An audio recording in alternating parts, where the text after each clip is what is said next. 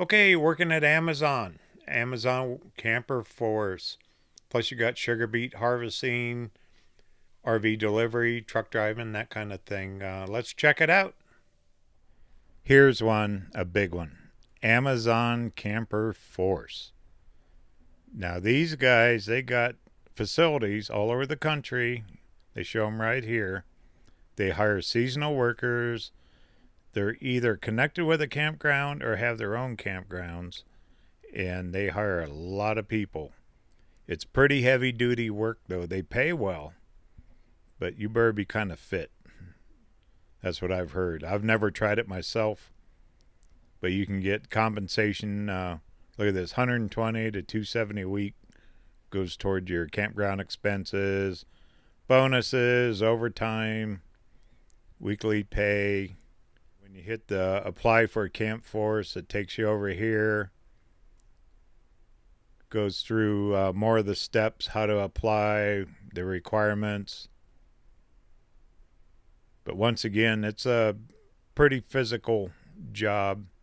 They even have a video series that you got to watch when you apply.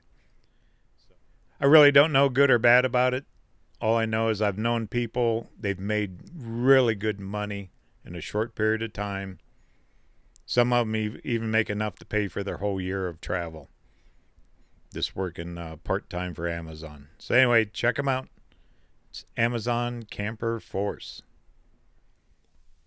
Also, I just met these guys here in Quartzsite. They had a booth set up at the Quartzsite RV show. J.C. Penney offers camp crew seasonal work all over the country. Look at that, from Ohio, California, Nevada, Texas, North Carolina, Georgia. Probably kind of similar to the Amazon Camp Force. Anyway, check that out. Make sure you put this on your list. J.C. Penney Camp Crew. Another really cool opportunity for work campers is the sugar beet harvest season. A lot of these big farmers way up north, usually up in the Dakotas and Montana and those areas up there, hire work campers to come up when they harvest all the sugar beets. It pays very well, very long days, but I've known several people. They can make enough money during the harvest season to pay for most of the travel during the rest of the year. So be sure to check it out. A lot of these guys will post online, different groups, but keep your eyes open for the sugar beet harvest. Another good opportunity, transporting RVs. Now this one you're going to need maybe a commercial driver's license, a truck. Some people love it, some people don't. You can drive motorhomes to their destination. All this originates usually back in Indiana, where all the RVs are manufactured.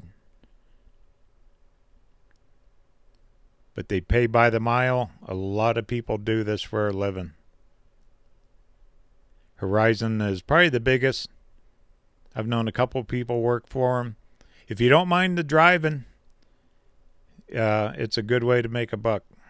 Okay, right here is probably a good time to meet Joe. Joe's another good friend of mine. Been work camping, I think, up to 10 years. And he's done the sugar beets and some other things. So, meet Joe. Test. Yeah. What's going on? Hey, dude. All right, everyone, this is Joe. He's a work camper. He's going to give us some insight on work camping. And in case you hear any noise, Moose mutt. that's moose mutt. All right, what do you Hey, need Joe, I sure thank you for helping me. Hey, no problem. And I know you've been work camp. Tell the folks how long you've been work camping. Well, I started this lifestyle 11 years ago. 11 years ago next week. Done a bunch. Cool. You want me to look here? Yeah, wherever you want. Right. Now, okay, 11 years. Now, I know you've done a lot of things. Let's start off with 11 years ago. How'd you start? How did you look for work when you very first started? Okay, my story is this. I decided to go full-timing 11 years ago. I jumped in this big coach And I started off driving cross country doing U-Ship. U-Ship was a TV show, and ironically, I just found some items I could take across country and would pay for the trip.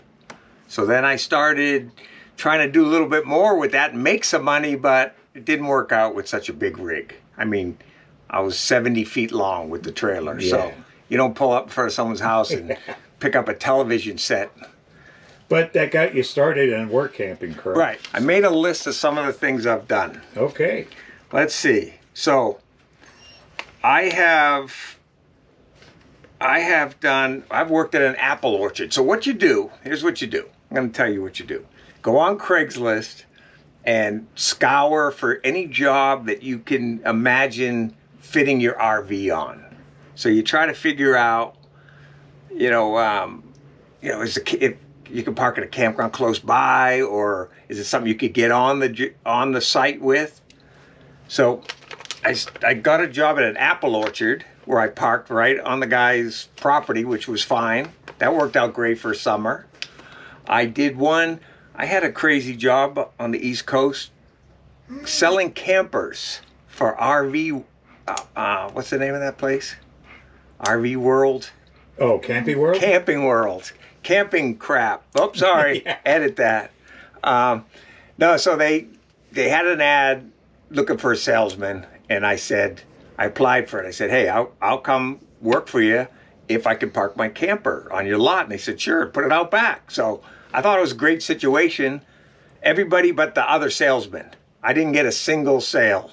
Oh, no. And they said there was a list. I had to get the next one in. Yeah. But they got them in the parking lot. I never saw a single sale. So I scooted out of that job. Yeah. But let's see what else I've done. So let's see, the wedding tents. That was a pretty good gig. I helped a guy on the East Coast. He did a seasonal job up in the Lakes region, setting up wedding tents, and it was a great gig. I like to work hard, so I was the T-post pounder. I was the laborer, but that's what I like to do. So yeah. Now, did they pay you plus camping, or no? That job, the wedding tent one, was I had to drive with him to wherever the site was. That was like a 1 day. So I had my RV at a spot. Okay.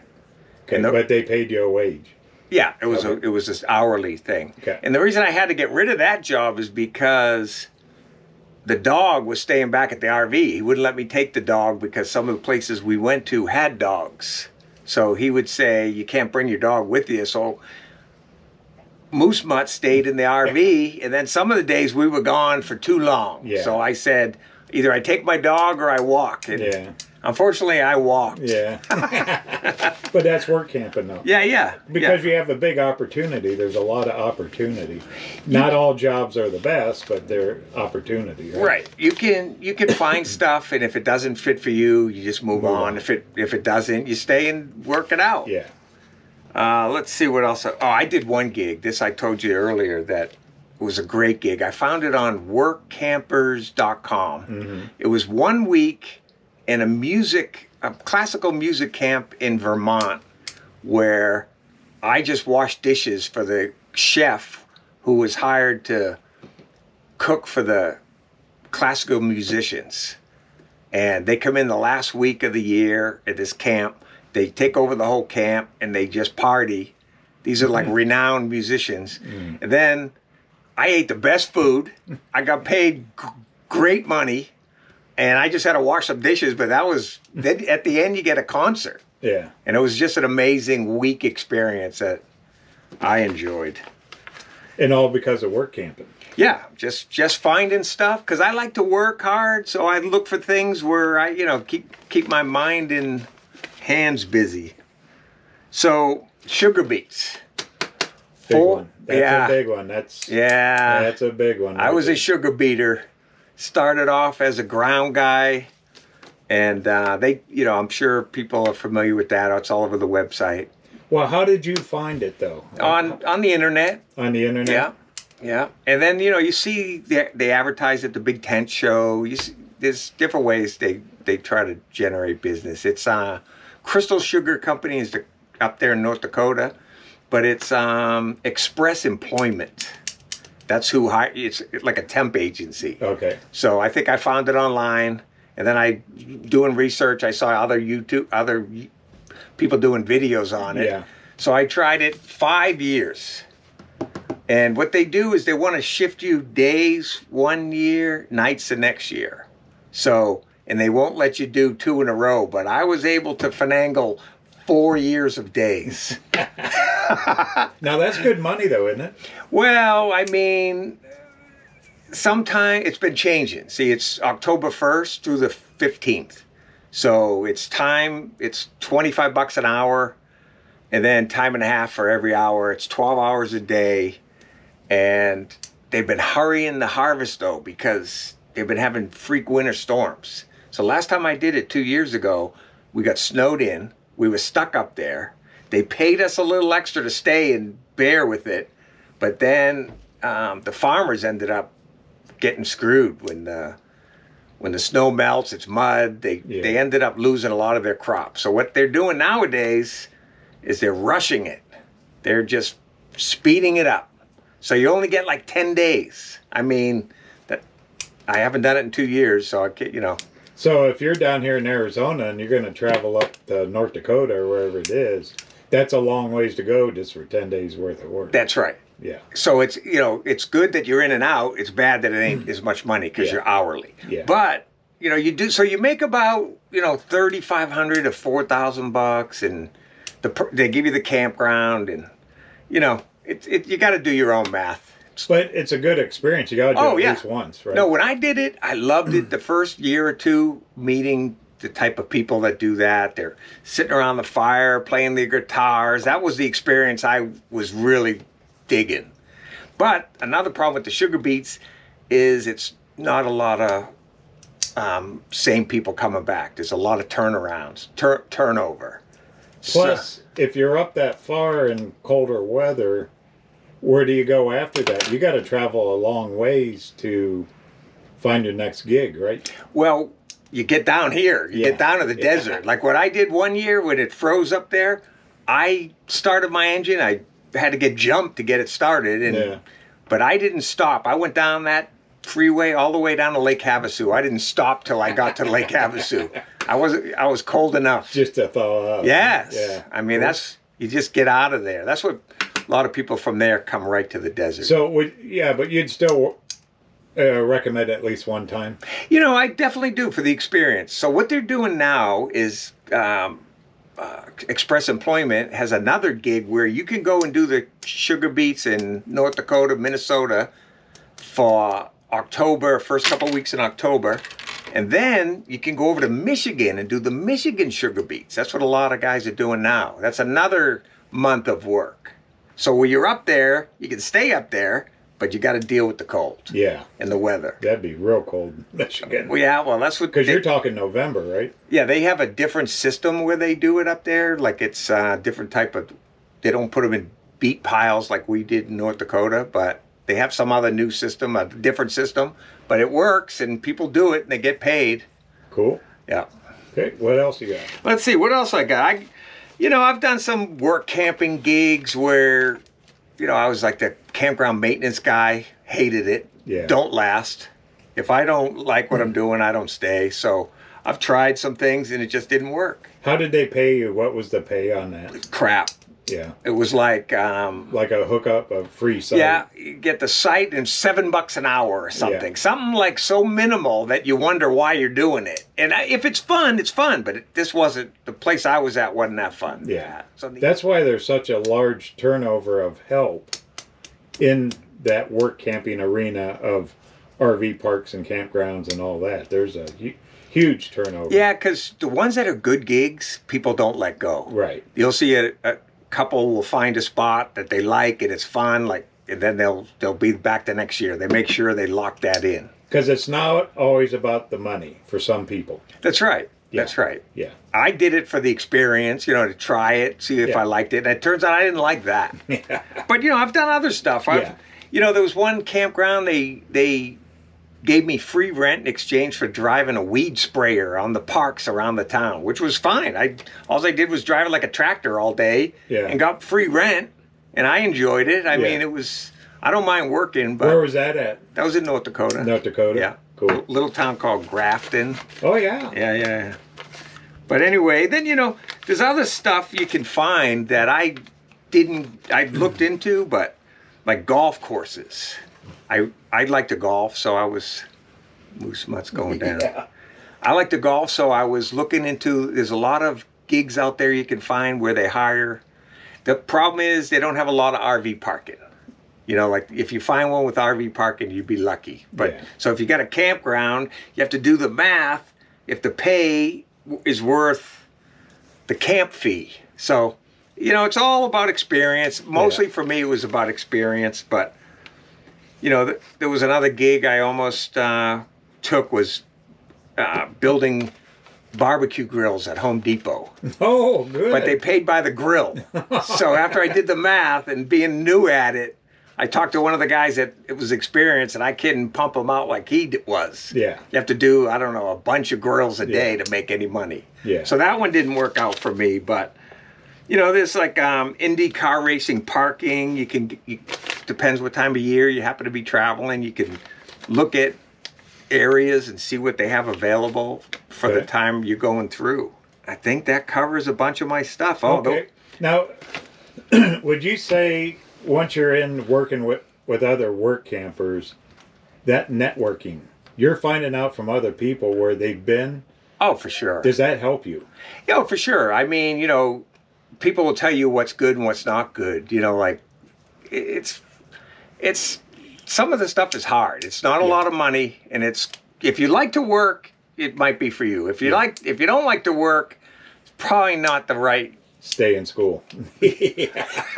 Yeah, no, I'm teasing. But yeah, no, it's all different. Yeah, and it's more, like you said earlier, it's about the experience and not the money. Plus location, you really want to figure out where you want to be too, right? Right. That's why I did the sugar beets, because I was driving across country, and I figured, hey, I'm coming across country, might as well stop for a couple weeks. There's good golf up there, and make a couple grand. I mean, it has to do with your travel too. Right. I mean, that's what was for me. Location. That's location. Right. That's and then also the goal of traveling and working, because you paid for all your fuel probably. Oh, that's right. Yeah. That's why I did the U-shipping thing, because it was paying for my fuel. Yeah. But the U-shipping thing was pretty good, like, because I was going cross country, and when I got there, my fuel was paid, because I just dropped off a motorcycle or something I just took. But then they changed it. It used to be you got paid when you got there. Now it's like you have to file, you have to send in some kind of paperwork. They made it complicated. All right. Well, Joe, I sure appreciate everything. No problem. A lot of people are going to watch this, and thank you. All right, and edit the crap out of that. Maybe. Thank you, sir. No problem. Isn't Joe cool? He's been a friend of mine for quite a few years. And what a knowledge of work camping. He's tried it all. The U-ship thing, priceless. If you're going to go in that direction, you're driving your RV. If you can fit an item in your trailer, motorhome, whatever, you're going to make money. The golf courses. And also you heard about all of his sugar beet experience too. So, and networking. Talk to people when you're out work camping. Discuss and talk. And it's not all going to be good, but you'll hit the good and the bad too. All right, moving on.